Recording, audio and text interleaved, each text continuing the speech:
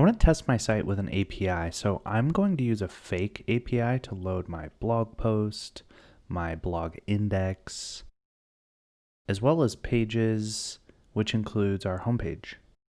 To get started, npm install globally JSON-server.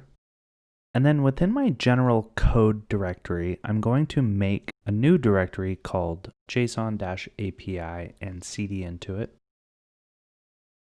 Within this new project, I'm going to create a file called db.json. Then open the project in my text editor.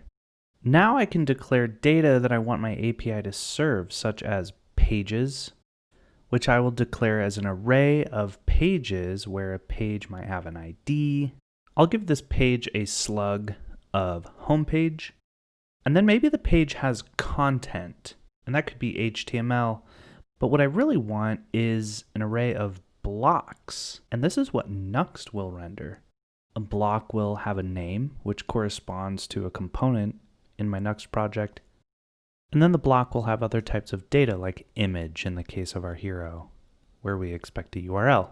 Instead of typing all this out, I've got some data that we can paste in right now, and it includes what you might expect from a CMS like a menu, as well as pages and posts.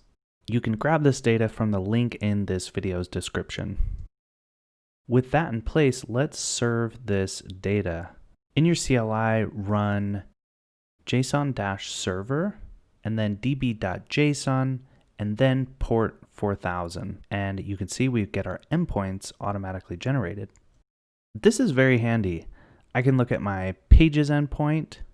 I can even drill down to individual pages by ID.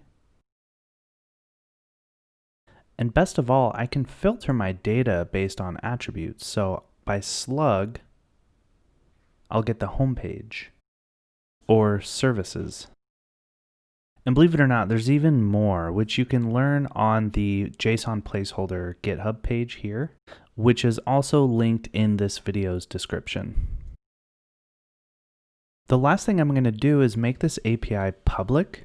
And to do that, I just have to publish it to GitHub. Run git init, next git add all, next git commit. Here I'm adding a new git project as origin,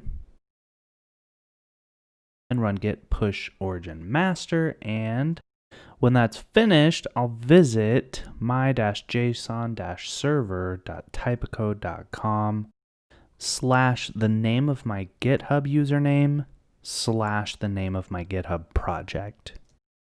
I will also include this URL in the video description.